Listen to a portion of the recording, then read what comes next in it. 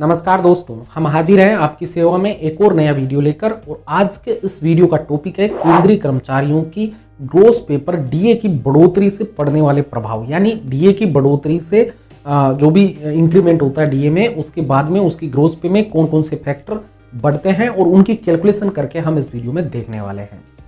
DA में वृद्धि का जो कंसेप्ट है उसके ऊपर हमने पहले ही एक वीडियो बनाया है, जिसकी में हमने डीए की कैलकुलेशन करके बताई कि डीए में बढ़ोतरी की गणना किस प्रकार की जाती है। तो सबसे पहले आप वो वीडियो देख सकते हैं, जिसका लिंक आपको इस वीडियो के डिस्क्रिप्शन में मिल जाएगा।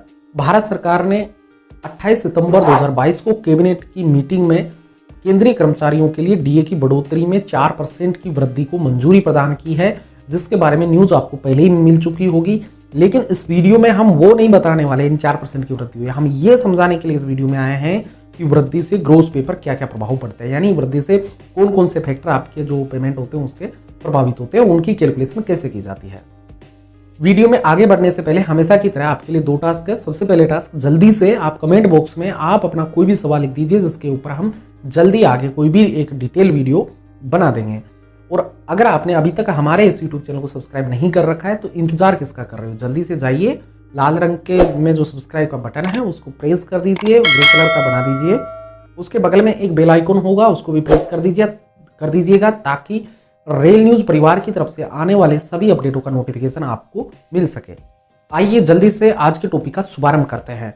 28 सितंबर 2022 को भारत सरकार के द्वारा की गई प्रेस कॉन्फ्रेंस में अनुराग ठाकुर ने केंद्रीय कर्मचारियों के डीए की वृद्धि के लिए क्या कहा है, सबसे पहले वो सुन लेते हैं। उसके बाद में हम जो कैलकुलेशन है वो करके देखने वाले हैं। दूसरा विषय सरकारी कर्मचारियों से लेकर है, पेंशन धारकों से लेकर है। मंत्रिमंडल ने 1 जुलाई 2022 से देय केंद्र सरकार के कर्मचारियों और पेंशन भोगियों को 4% की दर से महंगाई भत्ते और महंगाई राहत की अतिरिक्त किस्त जारी करने की मंजूरी दी है। सालाना 12,852 करोड़ रुपए का बोझ सरकारी खजाने पर पड़ेगा और 8 महीने के लिए, जो अभी हम जुलाई 2022 से फरवरी 2023 तक देखें, तो 8,568 करोड़ रुपए का बोझ वित्तीय वर्ष 2022-23 में पड़ेगा। लेकिन इससे लाखों ऐसे सरकारी कर्मचारी और पेंशन डीए की बढ़ोतरी से आपकी ग्रोस पे के 2 फैक्टर प्रभावित होते हैं। नंबर 1, आपका डीए जो डियरनेस अलाउंस होता है वो बढ़ता है। दूसरा जो चेंज होता है वो ट्रांसपोर्टेशन अलाउंस। तो सबसे पहले हम डीए की कैलकुलेशन देख लेते हैं, यानी डीए की कैलकुलेशन किस तरीके से की जाएगी। तो डीए की कैलकुलेशन करने के लिए बहुत बड़ा रॉकेट साइंस नहीं है। सब कर्मचारियों को ये पता होगा कि आपका जितना भी बेसिक होगा उसके ऊपर जो परसेंटेज है, यानी 4% की वृद्धि के साथ अभी 38% दर हो गई है डीए की, तो आपके बेसिक का 38% आपको निकाल लेना है, उतना आपका डीए हो जाएगा। एक उदाहरण से इसको और क्लियर कर लेते हैं। मान लीजिए आप लेवल 1 के कर्मचारी हैं और आपका 18,000 रुपये बेसिक पे है। उस केस में डीए की कैलकुलेशन 38% की दर से हम करते हैं, तो 18,000 का 38% आता है 6,840 रुपये।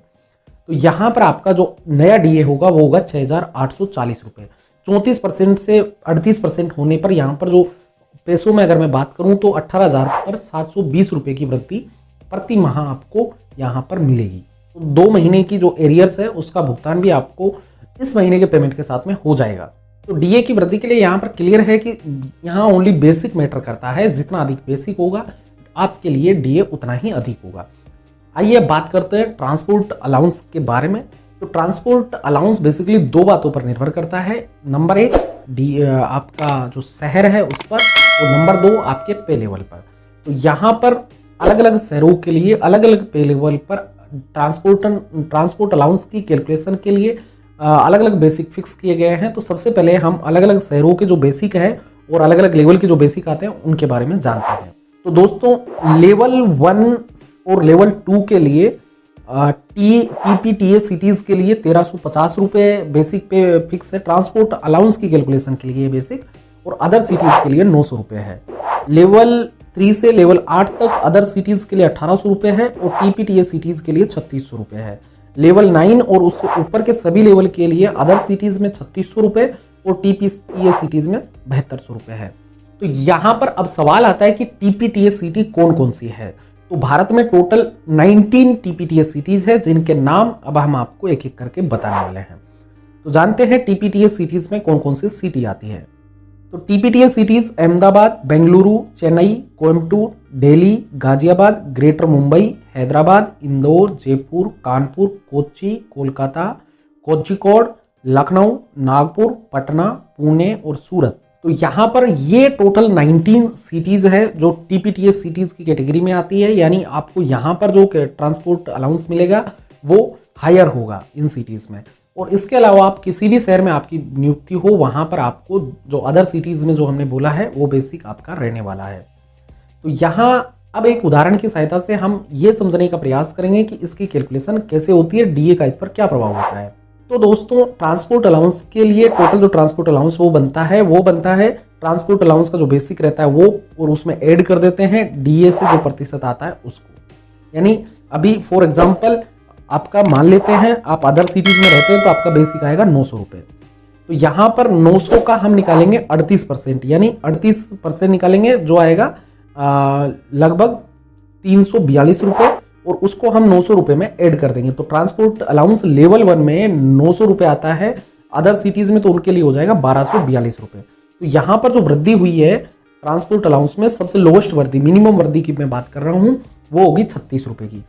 तो अब यहां पर आपकी टोटल वृद्धि हो जाएगी 720 प्लस 36 यानी 756 रुपए। तो यहां लेवल 1 के लोएस्ट जो कर्मचारी है, केंद्रीय कर्मचारी लोएस्ट लेवल पर, उनके लिए इस वृद्धि से उनके ग्रोस पे पर 756 रुपए प्रति माह बढ़ जाएंगे, यानी जो उनका पहले जो पेमेंट था उसमें 756 रुपए ऐड और हो जाएंगे।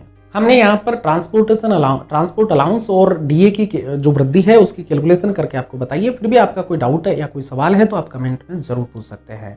इस वीडियो के डिस्क्रिप्शन में आपको हमारे टेलीग्राम चैनल और टेलीग्राम ग्रुप का लिंक मिल जाएगा। सबसे पहले आप उन्हें ज्वाइन कर लीजिए, वहां पर आप किसी भी प्रकार का कोई भी डिस्कशन कर सकते हैं, ओपन है सभी।